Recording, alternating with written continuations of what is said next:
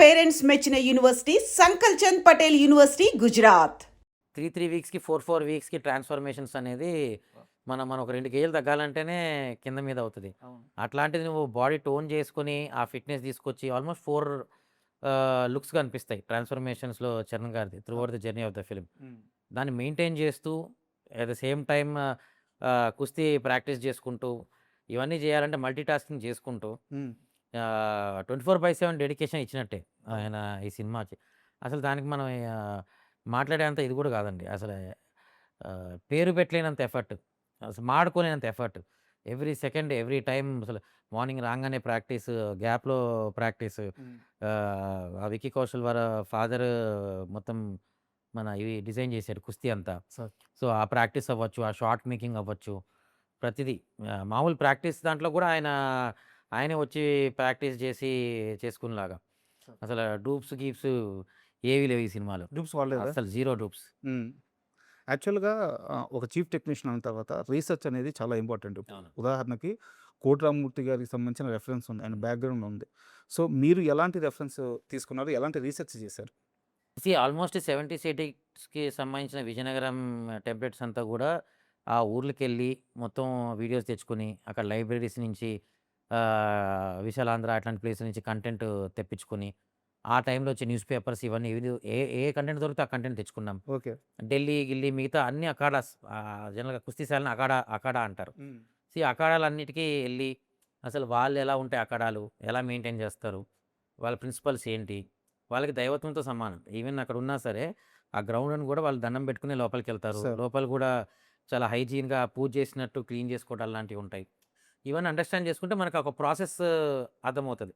ఎలా చేస్తే ఇవన్నీ తయారవుతాయని. సో, అవన్నీ మనం కుస్తీలో ఇంప్లిమెంట్ చేసుకున్నాం. బెల్లం చేసే ప్రాసెస్ ఏంటి? ఇప్పుడు వేరే ఉంది కెమికల్ ప్రాసెస్. అప్పట్లో ఎలా చేసేవారు? ఎలా ఎలాంటి ఎక్విప్‌మెంట్స్ ఉండేవి? సార్. ఎలా వాడి చేసుండొచ్చు? ఈ ఈ టైప్ ఆఫ్ రిసర్చ్‌లు. ఇప్పుడు విజయనగరం ఉంది. మన సినిమాకి కావాల్సిన కథకి ఎంత కావాలి? క్లాక్ టవర్ ఉంటది. యాజ్ ఇట్ ఈజ్ రెప్లికేట్ లా చేయకుండా కథకి కావాల్సిన విధంగా దాన్ని మౌల్డ్ చేసుకున్నాం. టైమ్ లైన్స్‌ని బట్టి. అట్లా చిన్న చిన్న లిబర్టీ తీసుకుంటూ ఇప్పుడు కుస్తీశాల ఉంది.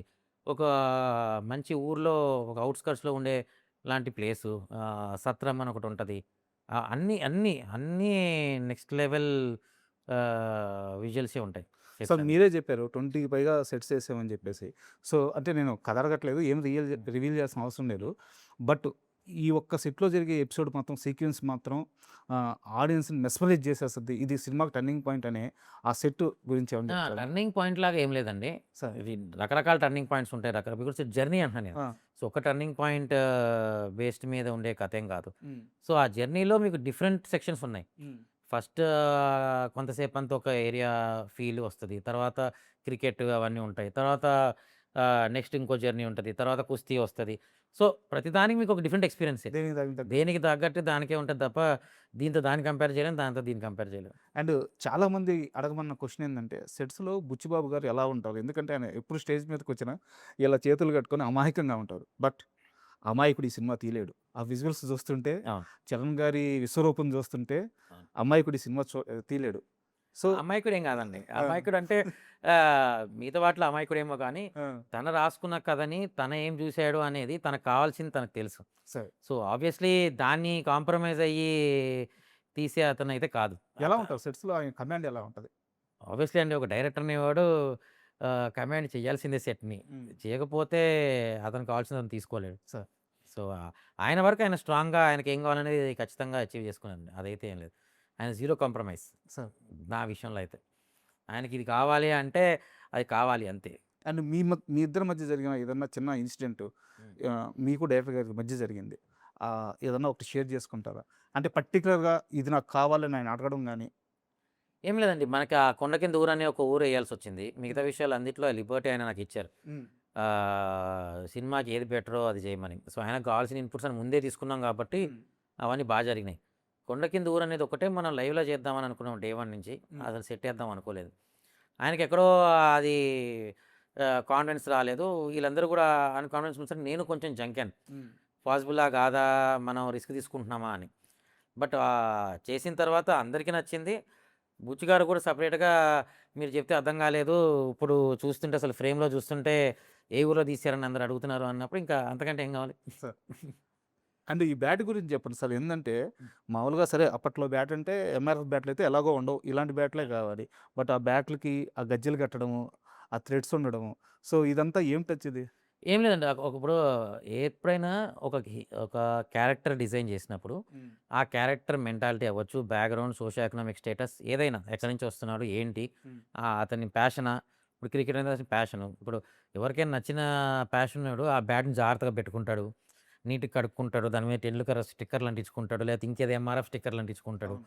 సో, అలాగే ఒక ఊరు బ్యాక్‌గ్రౌండ్ నుంచి వచ్చే అతనుకుండే లిమిటేషన్, అతనుకుండే అవైలబిలిటీలో తన ఒక బ్యాట్ ప్రతి ఒక్కడు చిన్నప్పుడు మన బ్యాట్ స్పెషల్‌గా ఉండాలనుకుంటాం. ఖచ్చితంగా. దానికేదో రింగ్ ఏస్తాము, లేదా ఒక కలర్ ఏస్తాము, రబ్బర్ బ్యాండ్‌లు ఏస్తాము. ఇట్లా కొడితే ఫాస్ట్‌గా వెళ్తాను ఏదో లాజిక్‌లు ఉంటాయి. అవును. సో, ఆ టైప్‌లో ఒక చిన్న క్యూట్ డిజైన్ లాగా అట్లాంటి ఒక బ్యాక్‌గ్రౌండ్ నుంచి వచ్చిన అతను తన ఓన్ స్పెషల్ బ్యాట్ రెడీ చేసుకుంటే ఎట్లా? దాంతో పాటు మనకి ఆడేటప్పుడు దానికో మ్యానరిజమ్స్ ఉన్నాయి. ఆ మ్యానరిజమ్‌కి అది ఉపయోగపడేలాగా ఆ గజ్జెలు అవ్వచ్చు, గవ్వలు అవ్వచ్చు అవన్నీ ఇన్కార్పొరేట్ చేయడం జరిగింది. అండ్ ఈ కుస్తీ గురించి చెప్పండి సార్. అంటే నాకు తెలిసినంత వరకు సోర్సు వందల మంది మల్ల యోధులకి రోజు ఉదయం ట్రైనింగ్ ఇవ్వడం, వాళ్ళని మళ్ళీ షాట్‌కి తీసుకెళ్ళడం, ఇది కొన్ని నెలల పాటు నిరంతరంగా జరిగిందంట. రియల్‌గా ట్రైనింగ్ ఇప్పించి. ఆల్మోస్ట్ హీరో గారిది ఆల్మోస్ట్ 6 మంత్స్ ట్రైనింగ్ జరిగింది. ఓకే. అంటే ఆ పట్టు ఇవన్నీ ఉంటాయి కదా! అలా స్టైల్ అండ్ ఆల్. అలా కాకుండా ఆల్మోస్ట్ కుస్తీశాల చేసిన అన్ని రోజులు ఆల్మోస్ట్ రియల్ టైమ్ కుస్తీ యోధుల్ని తీసుకొచ్చి వాళ్ళు ప్రాక్టీస్ చేసుకొని, వాళ్ళు కూడా సెషన్స్ చేసుకునేలాగే ప్లాన్ చేశాం. సో, సినిమాలో కనిపించే కంటే ఈ ప్రాక్టీస్ వీటన్నిటికి ఇన్వెస్ట్ చేసింది, ప్లాన్ చేసిందే ఎక్కువ జరిగింది. అండ్ ఇప్పటిదాకా సినిమాకి సంబంధించిన ఆ సోల్ పాయింట్ ఏదైతే ఉందో దాన్నైతే రివీల్ చేయలేదు. క్యారెక్టర్ వైజ్ రివీల్ చేశారు. పెద్ది ఓల్డ్‌ని రివీల్ చేసి అంతా రివీల్ చేశారు. సో, ట్రైలర్‌లో ఏమన్నా చూపించబోతున్నారా అది? ట్రైలర్‌లో మీకు వాట్ ఈస్ సినిమా అనేదైతే 100% అర్థమవుద్దండి. What are you going to see అనేది కూడా అర్థమవుతది. సార్. సో, జస్ట్ ట్రైలర్ చూడండి.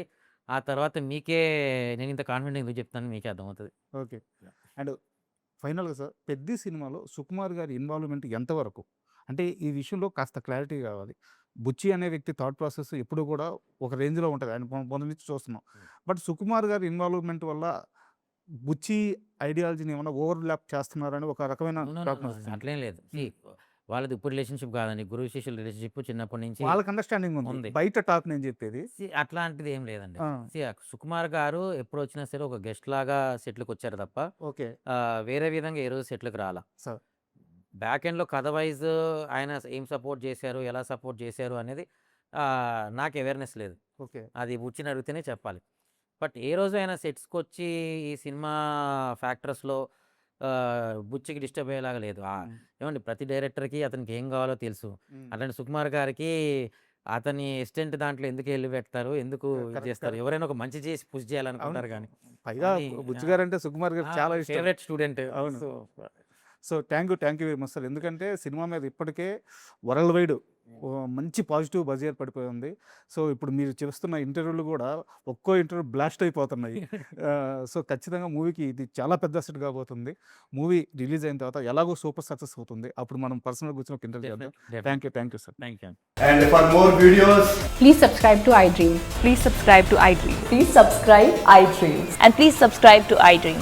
For more videos, subscribe to iDream. please like, share, and subscribe to the channel. Congratulations, iDream.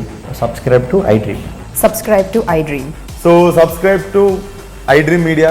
iDream ki iDream team అందరికి huge congratulations. Please subscribe iDream Media. Please subscribe to iDream. Subscribe iDream. Please subscribe to iDream. iDream అంటే నా కళల channel subscribe చేసుకున్న నోరు తిరుగుతలేదు. మీరైతే గంట గుర్తు కొట్టండి. For more such videos, please subscribe to iDream. Subscribe to iDream. Please subscribe to iDream. Please subscribe iDream Media. Please do subscribe to iDream. Please subscribe to iDream Media. For best entertainment and information, please subscribe iDream. And don't forget to subscribe to iDream.